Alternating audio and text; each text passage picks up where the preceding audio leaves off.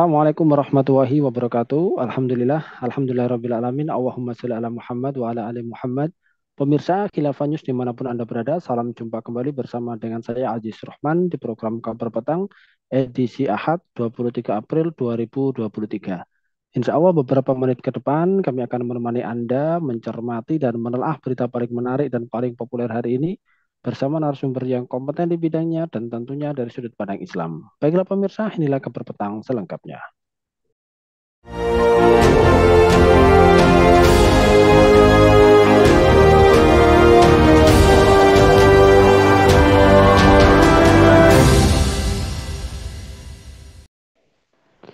Pemirsa, Menteri Koordinator Bidang Kemaritiman dan Investasi Luhut Binsar Panjaitan menyebut Cina hanya mau menurunkan bunga utang proyek kereta cepat menjadi 3,4% dari total pinjaman sebesar 80, maksud kami 8,3 triliun rupiah.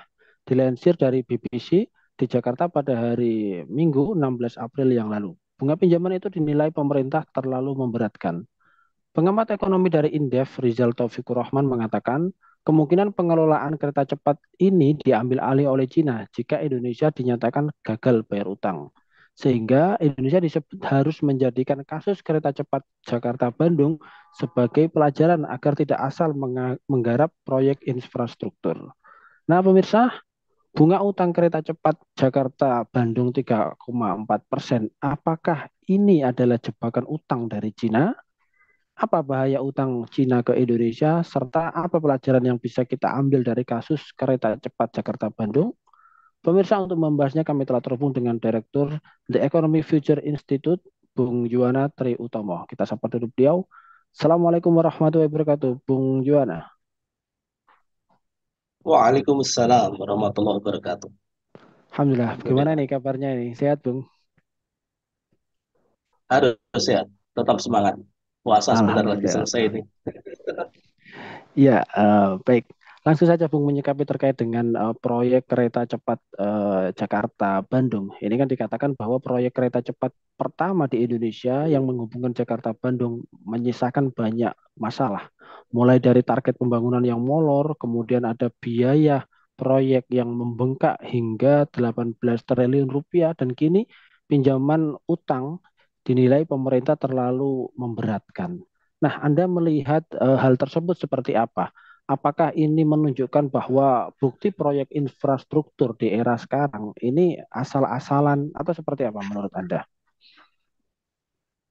Ya, terima kasih Mas Asis. Raditu billahi robbil bil islami dina Muhammadin nabiyya wa rasulullah bisdini ilma wa rasulih faham. Jadi, yang pertama, proyek kereta cepat Jakarta Bandung ini merupakan proyek besar dan kompleks yang melibatkan banyak faktor ya. Regulasi, pembebasan lahan, konstruksi dan lain sebagainya.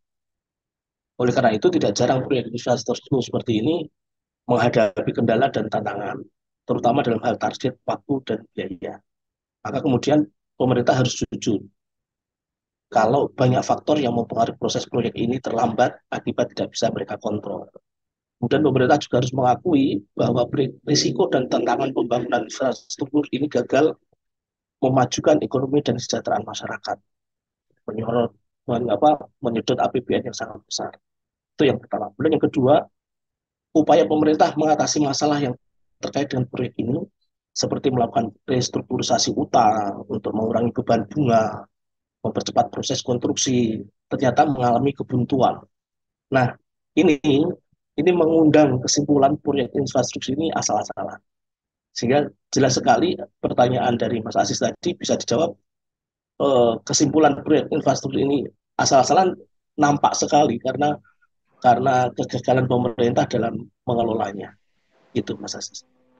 Ya, baik. Lantas kemudian dengan pemberitaan yang mengatakan bahwa bunga dari utang kereta cepat Jakarta-Bandung ini mencapai sekitar 3,4% dan kemungkinan juga pengelolaannya ini akan diambil alih oleh Cina jika Indonesia dinyatakan gagal bayar utang. Nah, Anda melihatnya seperti apa? Apakah ini bisa dikatakan jebakan utang dari Cina atau seperti apa ini? Iya, Mas Aziz, saya setuju dengan pendapat pengamat ekonomi dari indeks di atas ya, Mas siapa? Rizal Taufikur Rahman itu. Rizal Taufikur Rahman. Jika Indonesia, ya Mas Rizal itu, jika Indonesia gagal bayar utang, bisa menjadi jebakan Cina, betul, bisa diambil alih oleh Cina. Pertama, bunga utang kereta cepat Jakarta Bandung 3,4% itu lebih tinggi dari suku bunga rata-rata pinjaman pemerintah Indonesia. Meski katanya sudah diturunkan jadi 2% ya, setelah restrukturisasi utang pada tahun 2020 lalu. Tapi kemudian yang kedua, kereta cepat Jakarta Bandung adalah proyek yang dibiayai oleh Cina melalui pinjaman. Itu jelas. Allah Subhanahu wa taala berfirman di Quran surah An-Nisa ayat 141 itu, wala yaj'alallahu lil kafirina 'alal mu'minina sabila, dan sekali-kali Allah tidak akan menjadikan jalan bagi orang-orang kafir untuk menguasai orang-orang mukmin. Hal ini bisa menjadikan Cina memiliki pengaruh kendali atas proyek ini. Kita bisa di bawah pengaruhnya Cina.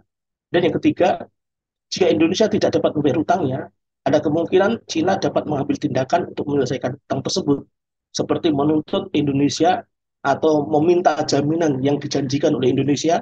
Ya, kita tahu beberapa waktu yang lalu minta jaminan APBN kan, itu konyol sekali itu kalau sampai pemerintah menyetujui itu. Ya jangan sampai lah, ya itu. Ya, baik. Lantas kemudian kalau kita melihat dan mencermati ya di dalam perkembangan proyek kereta cepat Jakarta-Bandung, sebenarnya seberapa urgent sih Indonesia ini membutuhkan kereta cepat begitu? Bukannya untuk rute Jakarta-Bandung sudah banyak model dan juga transportasi yang lainnya. Jalan tol juga ada ini. Seberapa penting sih sebenarnya proyek kereta cepat ini? Pertanyaan ini sulit untuk dijawab, Mas, dengan pasti ya, karena membutuhkan studi dengan banyak faktor yang perlu dipertimbangkan. Tapi paling tidak menurut saya, sebetulnya proyek kereta cepat Jakarta-Bandung ini terkesan sangat dipaksakan, yang sesungguhnya tidak dibutuhkan, karena masih ada jalur transportasi lama yang masih efektif.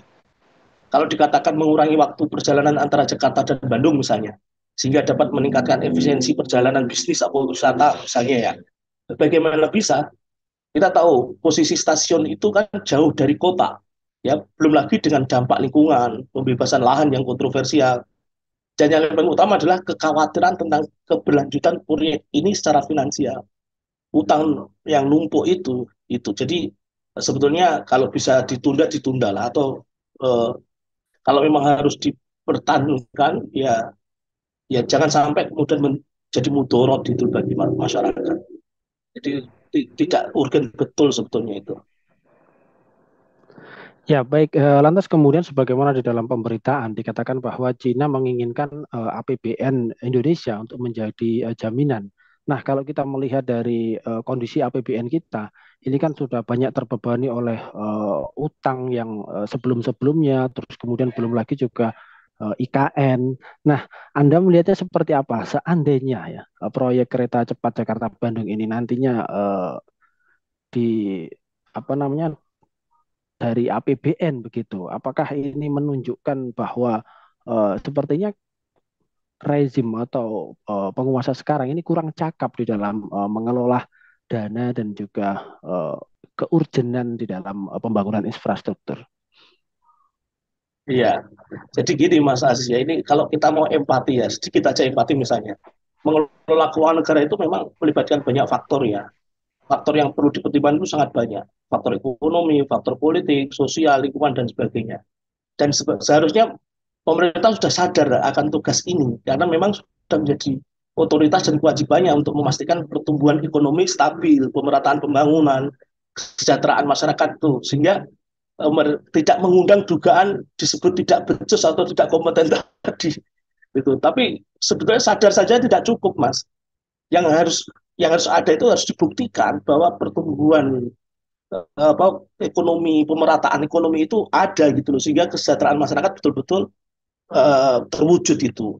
Kalau tidak ada ya maka dugaan itu bisa saja disematkan memang sengaja tidak becus atau tidak kompeten. Nah, dalam konteks pembiayaan proyek-proyek infrastruktur besar seperti IKN, seperti kereta cepat Jakarta Bandung ini jelas menimbulkan beban keuangan yang sangat signifikan bagi pemerintah, Mas. Keputusan melaksanakan proyek IKN sudah terlanjur diambil, maka langkah strategis pemerintah harusnya tidak lagi mengundang problem, saya ulangi lagi, tidak lagi mengundang problem untuk memastikan keberlanjutan keuangan negara. Misal meningkatkan efisiensi belanja pemerintah, memberantas korupsi pajak dengan tegas, menjaga disiplin fiskal. Bahkan kalau berani bahkan nasionalisasi kepemilikan umum itu perlu dilakukan. Tambang-tambang yang depositnya sangat melimpah, yang sekarang dikuasai asing, menjadi full pengelolaan oleh pemerintah Indonesia, sehingga tambang-tambang itu menjadi pendapatan negara yang melimpah betul. Kalau ini terjadi, maka sulit menyimpulkan bahwa pemerintah Indonesia tidak kompeten atau tidak becus mengelola keuangan negara. Hanya karena harus membiayai proyek-proyek besar seperti IKN tadi. Jadi gitu Mas Aziz. Ya berani nggak tinggal pemerintah melakukan apa yang saya sampaikan tadi itu. Iya, menarik ini menarik. Terakhir, Bung Yuwana, kalau Betul. kita melihat ya, terutama dari jumlah utang Cina ke Indonesia ini kan bisa dikatakan termasuk terbesar ya dari beberapa negara kreditur ke Indonesia. Lantas kemudian Iya. seperti apa ini bahaya utang Cina terhadap Indonesia dan kira-kira apa pelajaran yang bisa kita ambil ya dari kasus kereta cepat Jakarta-Bandung? Yang jelas di depan mata bahaya jebakan utang Cina ke Indonesia itu pertama adanya ketergantungan yang semakin besar pemerintah Indonesia ke Cina. Itu yang pertama. Kemudian yang kedua, risiko default atau gagal bayar itu sangat tinggi. Kemudian yang ketiga, risiko pengambil alian aset strategis. Jadi tiga bahaya ini sudah nyata di depan mata. Semua itu bisa mengancam kedaulatan ekonomi dan politik Indonesia. Adapun pelajaran yang dapat kita petik dari kasus kereta cepat Jakarta Bandung itu paling tidak ada empat, Mas. Satu, ya menurut saya ketersediaan pendanaan tidak selalu menjamin keberhasilan proyek itu. Kemudian yang kedua, pembiayaan proyek tidak boleh dengan menggunakan hutang, haram hukumnya, apalagi hutang ke luar negeri dan mendatangkan doror bagi masyarakat. Yang ketiga, harus ada pengawasan yang baik pada penggunaan dana publik, harus ada transparansi, akuntabilitas untuk menghindari praktek korupsi dan kecurangan penggunaan dana publik tersebut.